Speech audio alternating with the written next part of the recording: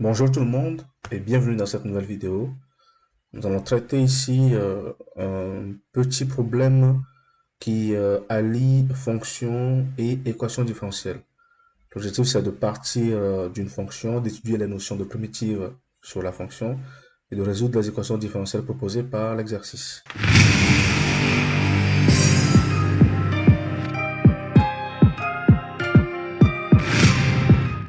Voici l'énoncé du sujet. Il s'agit d'un exercice de vrai ou faux. Il faut indiquer si les affirmations sont vraies ou fausses tout en les justifiant. Question 1 ou bien affirmation 1. Si une fonction f définie sur grand R est solution de l'équation y' plus 3x plus 3y est égal à 6, alors la courbe représentant f admet une asymptote horizontale en plus infini. Il faut déjà commencer par trouver la solution de ce type d'équation différentielle. Il s'agit de l'équation différentielle de la forme y' égale à quoi? AY plus B, dont la solution c'est y de x qui est égal à c, une constante fois exponentielle ax moins b sur a. C'est la solution générale de ce type d'équation différentielle. Connaissant cela, nous savons que l'équation peut être transformée comme suit, égale à moins 3y plus 6, ce qui veut dire que la solution y de x sera de la forme une constante fois exponentielle moins 3x moins b sur a, donc ça fait moins 6 sur moins 3. Ce qui veut dire qu'en définitive, y de x sera égal à c exponentielle moins 3x plus 2. Donc la fonction f dont on parle, c'est cette solution. Donc on veut savoir si la courbe de f admet une asymptote horizontale en plus infini. Si la courbe admet une asymptote horizontale en plus infini, alors il faut que quoi? Il faut que la limite de f de x lorsque x tend vers plus l'infini soit égale à une constante donnée. Donc je vais noter cette constante a, donc qui appartient à grand R, et l'on dira que l'équation, que la droite d'équation y est égale à a est l'asymptote. L'asymptote, voilà. Il faut donc calculer la limite de f de x lorsque x tend vers plus l'infini, qui est égale à la limite de c fois exponentielle moins 3x plus 2 lorsque x tend vers plus l'infini. On sait que ce terme-là tend vers 0, donc la limite va donner 2. En effet, oui, la droite d'équation y égale à 2 est asymptote horizontale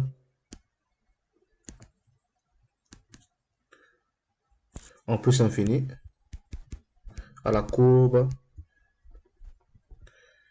de f, ce qui veut dire que l'affirmation est vraie. Je relis l'affirmation. L'affirmation nous dit que si une fonction f définie sur grand R est la solution de l'équation, voilà, alors la courbe représentant f admet une asymptote horizontale en plus infini. C'est vrai. Question 2. Soit les fonctions petit f et grand F définies sur 0 jusqu'à plus infini par f égale à x plus 1 sur x au carré plus 2x et grand F de x égale à 1 plus ln de x carré plus 2x sur 2. La fonction grand F est une primitive de petit f sur 0. Alors, pour savoir si grand F est une primitive de petit f, il faut dériver grand F et voir si on retrouve petit f. Donc, grand F prime, ça fait donc 0 plus 1 demi fois la dérivée de ln qui fait donc 2x plus 2 divisé par x au carré plus 2x. C'est égal à 1 demi fois 2 facteurs de x plus 1 sur x au carré plus 2x. Ce 2 part avec le 1 demi, ce qui veut dire que grand F' de x est égal à x plus 1 sur x au carré plus 2x. Et qu'est-ce qu'on a? C'est exactement f de x, donc l'affirmation est vraie. Question 3.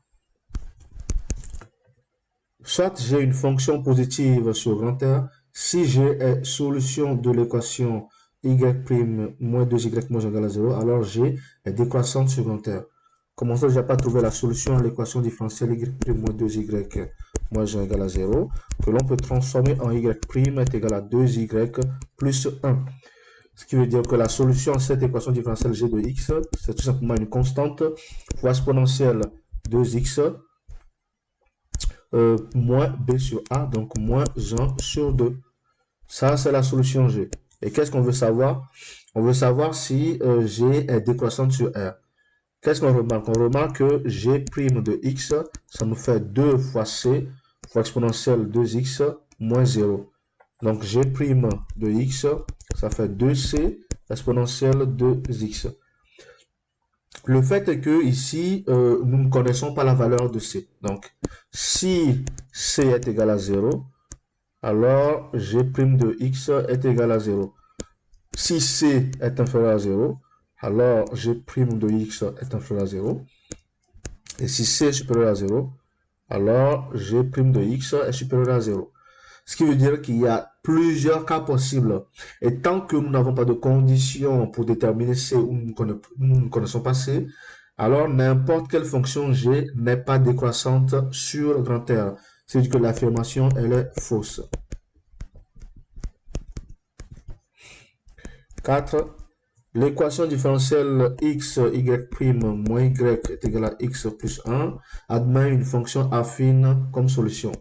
L'énoncé nous dit que la solution, c'est une fonction affine, c'est-à-dire une fonction de la forme f de x égale à ax plus b.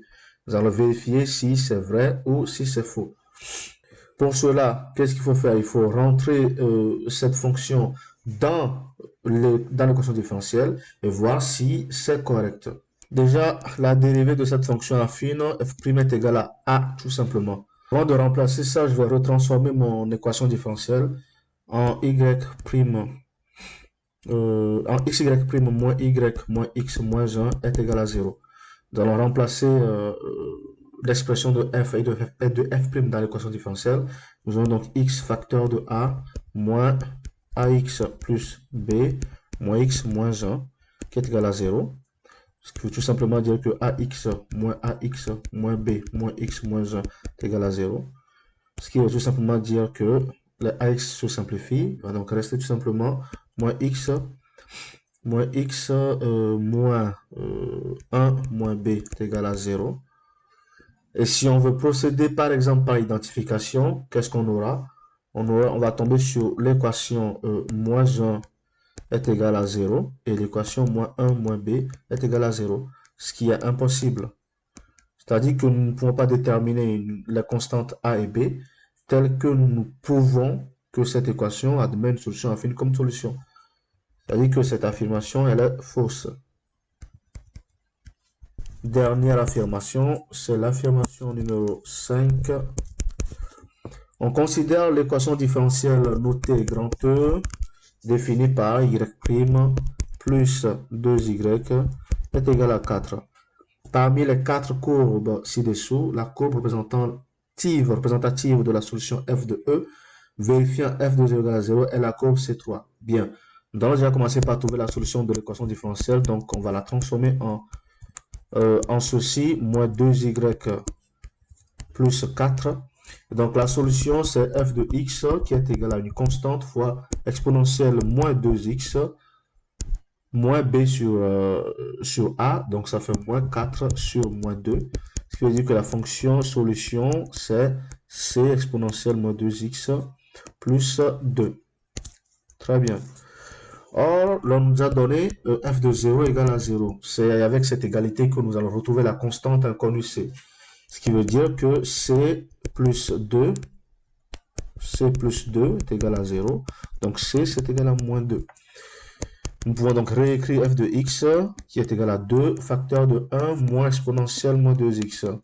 Ça, c'est la forme finale de la solution à l'équation différentielle grand E.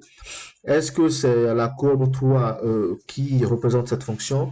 On peut très bien vérifier cela en prenant quelques points. La courbe 3, je vous rappelle que c'est la courbe en vert.